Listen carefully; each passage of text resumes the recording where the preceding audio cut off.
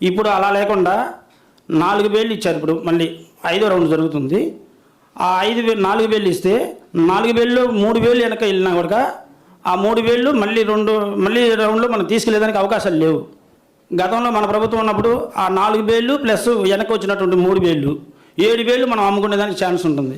7 వేలు 5 వేలు 6 వేలు పోతే 1 వేలు మళ్ళీ రిటర్న్ వస్తుంటుంది. ఆ విధంగా పొగాకు ముందుకు సాగుతూ మన ప్రభుత్వం అప్పుడు ఎక్కువగా తొందరగా అమ్మకాలు జరిగినాయి. ఇట్లా అమ్మకాలు ఇప్పుడు జరగనందువలన ఉన్నటువంటి పొగాకు మండీలు మగ్గిపోయి పురుగాడి తేలికొచ్చింది. నిన్న మా బోర్డులో మా తిమ్మారెడ్డిపాలెం గ్రామమే పొగాకు వేలం అమ్మకానికి వచ్చింది. 16,000 రూపాయలకి లెక్కన 80,000 90,000 కొంటే 1,000 2,000 18,000 రూపాయలు 21,000 రూపాయలకనే వేసేసారు.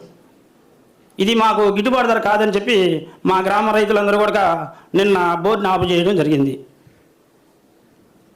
ఆపు చేసిన తర్వాత మేము మా ఏఎస్ఓ గారిని అడిగాము, సూపరింటెండెంట్ గారిని, ఏంటి సార్ ఈ విధంగా ఉంది, ఈ విధంగా చేస్తే మేము రైతులు ఆత్మహత్యలు చేసుకునే పరిస్థితికి వచ్చున్నాము అని అడిగితే కలిసి మాట్లాడుకుందాం రండి అని చెప్పి ఆ బయ్యర్ని అందరినీ పిలిపించారు.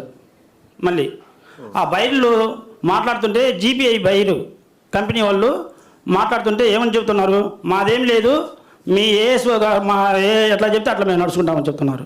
అంటే ఏఎస్ఓ గారు చేతిలోనే ఉంది అంతా మా కందుకూరు బోర్డు. కాబట్టి తక్షణమే మా కందుకూరులో 2 బోర్డులు ఉన్నాయి సార్, 26, 27 2 వేల కేంద్రాలు. కాబట్టి మీరు రాబోయే పొగాకు అయినా కూడా గిట్టుబాటు ధర కల్పించాలంటే మీరు మా కందుకూరులో అడుగు పెడితే తప్పక, లేకపోతే కొంతమంది ఆత్మహత్యలు చేసుకునే పరిస్థితికి వచ్చి ఉన్నారు.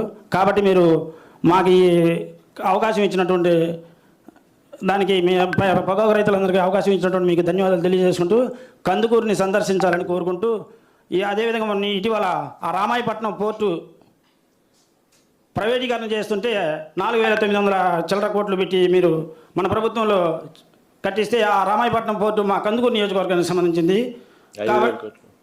5,000 కోట్లు. అవును సార్, ఆ 1,500 కోట్లకి దాన్ని ప్రైవేటీకరణ చేస్తున్నారు సార్. కాబట్టి మా కందుకూరు నియోజకవర్గ ప్రజలందరూ కూడా అనేక రకాల ఇబ్బందులు పడతారు. కాబట్టి దాని మీద కూడా మీరు ఒకసారి మళ్ళీ దాని మీద చర్య తీసుకొని మా కందుకూరు ప్రాంత ప్రజలందరికీ కూడా ఉపాధి కల్పిస్తారని చెప్పి కోరుకుంటూ సెలవు తీసుకుంటున్నాను.